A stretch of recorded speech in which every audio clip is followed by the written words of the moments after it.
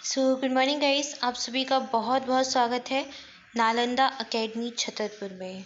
दोस्तों, आज है 14 मई 2021 और हम देखेंगे 14 मई का करंट अफेयर। आई होप आप सभी बहुत अच्छे होंगे, घर पर होंगे, सुरक्षित होंगे, साथ ही साथ अपनी पढ़ाई, आपकी जो स्टडी है वो कंटिन्यू कर रहे होंगे। गाइज, आपको घर पर रहना है और अपनी पढ़ाई को रोकना नहीं है। आपको अपनी डेली पढ़ाई करनी है, कंटिन्यू करना है। और करंट अफेयर का वीडियो डेली देखना है। आपको 10 से 15 मिनट का वीडियो होता है, पर आपको करंट अफेयर का जो वीडियो है वो डेली कंटिन्यू देखते जाना है, क्योंकि आपके कुछ ही समय बाद एग्ज़ाम होना स्टार्ट हो जाएंगे। और जैसे ही इस एग्ज़ाम स्टार्ट होंगे तो वहाँ आपके पास एक साथ बहुत ज़्यादा वर्डन ना पड़े, इसलिए अभी से आपको स्टडी करते जाना है, कंटिन्यू रखना है अपनी। ठीक है, तो मैं दिव्या आप सभी के साथ जुड़ी हूँ करंट अफेयर के सेशन में। पूरा वीडियो ध्यान से देखना है, वीडियो के लास्ट तक बने रहना है। और हाँ, इसकी पीडीएफ भी आपको मिल सकती है। अगर आपको पीडीएफ चाहिए तो आप टेलीग्राम चैनल से उसको डाउनलोड कर सकते हैं। ठीक है, चलिए स्टार्ट करते हैं। देखते हैं पहला प्रश्न। आपके लिए पहला प्रश्न है, drugs controller general of India DCGI ने 2 से 18 वर्ष के जो उम्र के बच्चे हैं उनके लिए कौन सी वैक्सीन के ट्रायल के दूसरे और तीसरे चरण के लिए मंजूरी दे दी है। तो पहली बात, तो drug controller general of India vaccine के ट्रायल को मंजूरी देती है, DCGI। और 2 से 18 साल के बच्चों के लिए कौन सी वैक्सीन है जिसके लिए मंजूरी दी गई है। ऑप्शन है आपके स्पुतनिक 5, कोवैक्सीन, कोविशील्ड और इनमें से कोई नहीं। तो आपका राइट आंसर हो जाएगा option B, Covaxin. Covaxin Bharat Biotech company है, जो कि भारत की ही कंपनी है, उसके द्वारा इसका निर्माण कराया जाता है। कोविड-19 की वैक्सीन है, ये सभी जानते हैं। अच्छा, भारत में इस समय इसी वैक्सीन का उपयोग हो रहा है। इसके अलावा और कौन सी वैक्सीन भारत में उपयोग में लाई जा रही हैं। कोविशील्ड भी भारत में उपयोग में लाई जा रही है ना। कोविशील्ड का निर्माण किसने किया है। कोविशील्ड का निर्माण किया है सीरम इंस्टीट्यूट ने और ऑक्सफोर्ड यूनिवर्सिटी ने मिलकर। सीरम इंस्टीट्यूट का जो हेडक्वार्टर, जो मुख्यालय है, वो है पुणे शहर में। जो महाराष्ट्र का पुणे शहर है, वहाँ पर इसका हेडक्वार्टर है, वहाँ पर इसका निर्माण किया जाता है। इसके हेड है पुणे वाला जी। तो कोविशील्ड का जो है उपयोग भारत सरकार कर रही है, कोवैक्सीन का उपयोग भी भारत सरकार कर रही है, और स्पुतनिक 5 का उपयोग भी भारत में किया जा रहा है आपातकालीन स्थितियों में। ठीक है, स्पुतनिक 5 जो है वो रूस की वैक्सीन है, हमने रूस से मंगाई है, और रूस से इस वैक्सीन को जो है मंगाया गया है आपातकालीन स्थितियों में उपयोग करने के लिए। तो याद रखना है तीनों वैक्सीन के नाम। इसके अलावा एक और नाम याद रख लीजिए, मॉडर्ना। क्या नाम रखना है याद, मॉडर्ना। जो मॉडर्ना वैक्सीन है अमेरिका की कंपनी है, उसके द्वारा इसका निर्माण किया गया, और मॉडर्ना का उपयोग को भी मंजूरी मिली है भारत में आपातकालीन स्थितियों में। ठीक है, तो आपका इस प्रश्न का जो आंसर है वो ऑप्शन बी है, कोवैक्सीन। ऑप्शन बी इसका राइट आंसर है। बढ़ते हैं आगे, देखते हैं अगला प्रश्न। अगला प्रश्न हो जाएगा, निम्न में से किस देश के जनसंख्या विशेषज्ञों का कहना है कि भारत जल्द ही दुनिया की सर्वाधिक आबादी वाला देश बन सकता है। ऑप्शंस देख लीजिए, चीन है, नेपाल है, बांग्लादेश है और जापान है। तो कौन सा देश है जिसने ऐसा कहा है। आपका राइट आंसर है ऑप्शन ए, चीन। चीन के विशेषज्ञों ने कहा है कि भारत जल्द ही दुनिया का सर्वाधिक आबादी वाला देश बन जाएगा। तो जल्द ही मतलब कब, तो जल्द ही 2027 का अनुमान लगाया गया है। 2027 तक भारत दुनिया का सर्वाधिक आबादी वाला देश बन जाएगा। अभी सर्वाधिक आबादी वाला देश कौन सा है, अभी है चाइना। चीन जनसंख्या में पहले स्थान पर आता है। दूसरे स्थान पर आता है भारत, अपना प्यारा इंडिया। पहले स्थान पर आता है चीन। चीन की जनसंख्या है 141 करोड़, भारत की जनसंख्या है 121 करोड़, और वैसे 130 करोड़ के आसपास, इससे भी ज़्यादा है भारत की जनसंख्या। लेकिन जनसंख्या के जो आंकड़े हैं अभी, उनके अनुसार 121 करोड़ भारत की जनसंख्या बताई जाती है, और चीन 141 करोड़ के पार हो गया है। और बहुत ही जल्द, यानी 2027 तक अनुमान लगाया जा रहा है विशेषज्ञों का, या फिर इससे भी पहले भारत जनसंख्या में पहले स्थान पर आ जाएगा। ठीक है, तो ऑप्शन इसका ए राइट आंसर है, चीन। चीन की राजधानी क्या है, चीन की राजधानी बीजिंग। चीन का सबसे बड़ा शहर, लार्जेस्ट सिटी ऑफ चाइना है संघाई। संघाई शहर इसका सबसे बड़ा शहर है। और चीन के जो राष्ट्रपति हैं उनका नाम इम्पोर्टेंट है, क्या नाम है, सी जिनपिंग। सी जिनपिंग यहाँ के राष्ट्रपति हो जाएंगे। तो ठीक है, देखते हैं इतना आंसर। आपको इस प्रश्न से संबंधित इतनी जानकारी याद रखनी है। देखते हैं अगला प्रश्न। अगला प्रश्न आपके लिए है, HDFC बैंक और कॉमन सर्विस सेंटर के संयुक्त प्रयास से किस चैट बॉक्स को लॉन्च किया गया है? ऑप्शन है EBA, ऑप्शन बी है HTA, ऑप्शन सी है HCA और ऑप्शन डी है EDA। इस प्रश्न का राइट आंसर है ऑप्शन ए EBA। EBA एक चैट बॉक्स है जो कि लॉन्च किया गया है किसके द्वारा? HDFC बैंक और service centre, common service centre यानी कि CSE ने लॉन्च किया है मिलकर इसको। चैट बॉक्स है, इसका काम क्या है? इसका काम ये है कि अगर आपको कोई कर्मचारी अवेलेबल नहीं है तो आप इस चैट बॉक्स में जाकर अपनी समस्याओं को बता सकते हैं, इसे पूछ सकते हैं, आपकी समस्याओं का समाधान करेगा एक तरीके से। तो वर्चुअल चैट बॉक्स है ये EBA। Everything about your loan account, तो आपके लोन अकाउंट के बारे में सब कुछ बताएगा, सारी जानकारी देगा ये EBA। नाम याद रखना है किसका है? HDFC बैंक का है। कॉमन सर्विस सेंटर के साथ मिलकर इसने लॉन्च किया है। ऑप्शन ए इसका राइट आंसर हो जाएगा। देखते हैं अगला प्रश्न। आपका अगला प्रश्न है, कौन सी भारतीय क्रिकेटर कोरोना वैक्सीन लगवाने वाली पहली महिला खिलाड़ी बन गई हैं? ऑप्शन है स्मृति मंधाना, मिताली राज, PV सिंधु और साइना नेहवाल। राइट आंसर है option A Smriti Mandhana. Image में देख सकते हैं, तो ऐसी पहली भारतीय क्रिकेटर बन गई हैं जिन्होंने कोरोना की वैक्सीन लगवाई है। देखते हैं अगला प्रश्न। नेक्स्ट है, हाल ही में कितने राज्यों में प्रधानमंत्री गरीब कल्याण अन्न योजना के तहत खाद्यान्न का वितरण शुरू हो गया है? ऑप्शन है 20 राज्यों में, 22 राज्यों में, 21 राज्यों में या फिर 13 राज्यों में। आंसर हो जाएगा ऑप्शन डी 13 राज्यों में। हाल ही में 13 राज्यों में प्रधानमंत्री गरीब कल्याण अन्न योजना यानी कि PMGKY जिसको शॉर्ट में कह देते हैं, उसके तहत खाद्यान्न का वितरण शुरू हो गया है।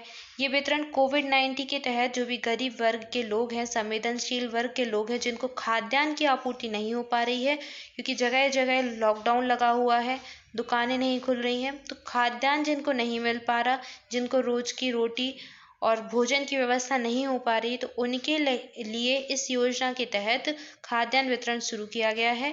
13 राज्यों में किया गया है। किस योजना के तहत? प्रधानमंत्री गरीब कल्याण अन्न योजना के तहत। ठीक है, तो ऑप्शन डी इसका राइट आंसर हो जाएगा 13 राज्यों में। देखते हैं अगला प्रश्न। नेक्स्ट है, हाल ही में शेख जायद बुक पुरस्कार जीतने वाली पहली भारतीय महिला कौन बन गई हैं?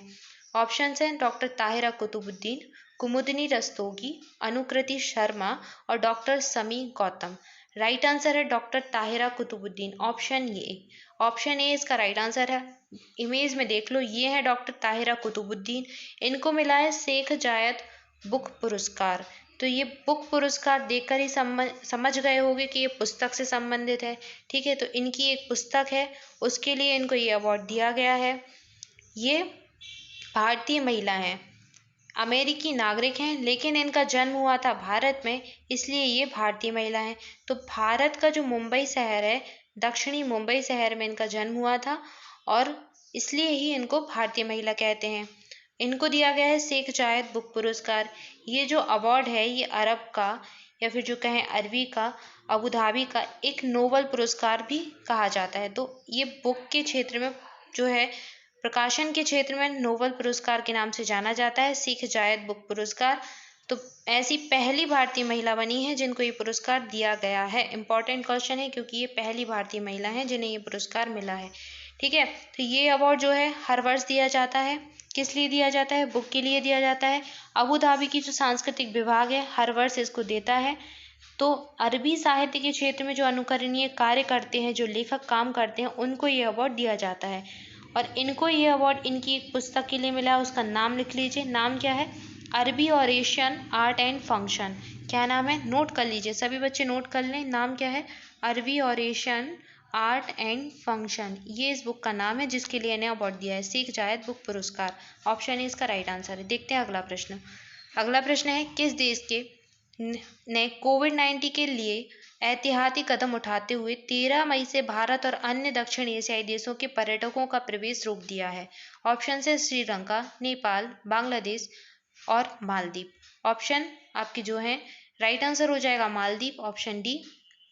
तो मालदीव जो राज्य है उसने कोविड-19 को लेकर, कोविड वायरस जो तेजी से फैल रहा है उसी के तहत एहतियाती कदम उठाते हुए 13 मई से भारत और अन्य दक्षिण एशियाई देशों के जो पर्यटक हैं उनके प्रवेश पर रोक लगा दिया है।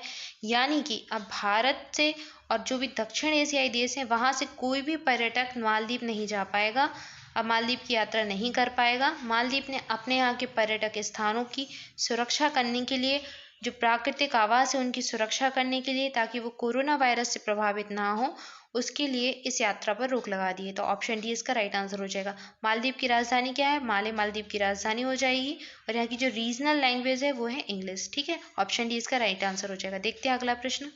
नेक्स्ट है, किस भारतीय मूल के इम्यूनोलॉजिस्ट को राष्ट्रीय विज्ञान अकादमी के लिए चुना गया है? ऑप्शन है शंकर घोष, तरुण तेजपाल, अरविंद कुमार और राजीव दीक्षित। इमेज में देखकर आप आंसर बता सकते हैं। आंसर है इसका शंकर घोष। तो ये इमेज में है शंकर घोष। ये भारतीय मूल के इम्यूनोलॉजिस्ट हैं और इन्हें राष्ट्रीय विज्ञान अकादमी के लिए भी चुना गया है। ठीक है, राष्ट्रीय विज्ञान अकादमी के लिए इनको अभी चुना गया है। 120 लोगों में एक ये भी है जिनको ये चुना गया है। इम्पॉर्टेंट प्रश्न इसलिए है ये क्योंकि ये भारतीय मूल के इम्यूनोलॉजिस्ट हैं। ठीक है, और इनको इनका एक शोध है, उसका नाम याद कर लीजिए। शोध का नाम है प्रतिष्ठित और निरंतर उपलब्धियां। तो इसी शोध के लिए इनको राष्ट्रीय विज्ञान अकादमी के लिए चुना गया है। ऑप्शन ए इसका राइट आंसर हो जाएगा, शंकर घोष। देखते हैं अगला प्रश्न। अगला प्रश्न है, सुप्रीम कोर्ट के द्वारा ऑक्सीजन आपूर्ति में सुधार लाने के लिए गठित राष्ट्रीय कार्यबल में कितने सदस्य हैं? ऑप्शन है 10 सदस्य, 12 सदस्य, 15 सदस्य या फिर 11 सदस्य। ऑप्शन बी इसका राइट आंसर है, 12 सदस्य।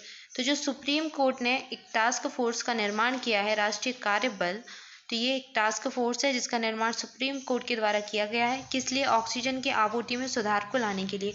सभी जानते हैं भारत कोरोना की चपेट में है। कोरोना की जो दूसरी लहर आई है उसका सर्वाधिक प्रभाव भारत पर है और भारत में अधिकांशतः कोविड के जो मरीज हैं वो ऑक्सीजन की कमी के कारण ही उनकी मृत्यु हो रही है।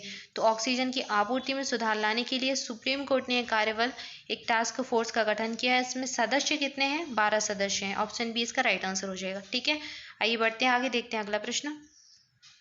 नेक्स्ट है, नीति आयोग और किस कंपनी ने कनेक्टेड कॉमर्स नाम से रिपोर्ट जारी की है? मास्टर कार्ड, पेपल, वीजा या फिर सिटी बैंक। राइट आंसर है option A, master card. Image में देखकर भी समझ सकते हैं आंसर क्या था, मास्टर कार्ड।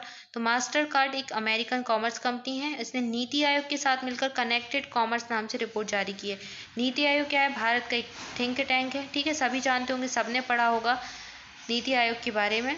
ठीक है, तो मास्टर कार्ड के साथ मिलकर कनेक्टेड कॉमर्स रिपोर्ट जारी की है। इंपॉर्टेंट इसलिए क्योंकि इसमें इन्वॉल्व है नीति आयोग। ठीक है, तो इंपॉर्टेंट हो जाता है। स्टार मार्क लगा के नोट कर लीजिए रिपोर्ट का नाम।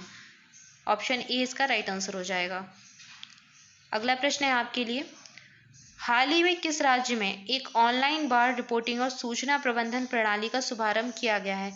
ऑप्शन है आपके बिहार, पंजाब, असम और राजस्थान। इसका आंसर मैं नहीं बताऊंगी क्योंकि आपके लिए क्वेश्चन है, आज का प्रश्न है आपके लिए। आंसर आपको करना है कमेंट बॉक्स में।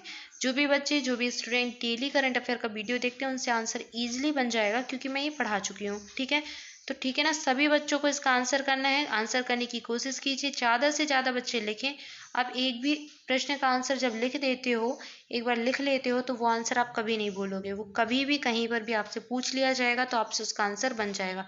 तो ज़्यादा से ज़्यादा लिखने की कोशिश करें। जितना ज़्यादा आपको इन्फॉर्मेशन हो उसके बारे में, उस क्वेश्चन के बारे में सभी लिखने का प्रयास करें। ठीक है, इस प्रश्न से रिलेटेड, आंसर से रिलेटेड जो भी एक्स्ट्रा इन्फॉर्मेशन, एक्स्ट्रा फैक्ट पता हो वो भी आप लिख सकते हैं।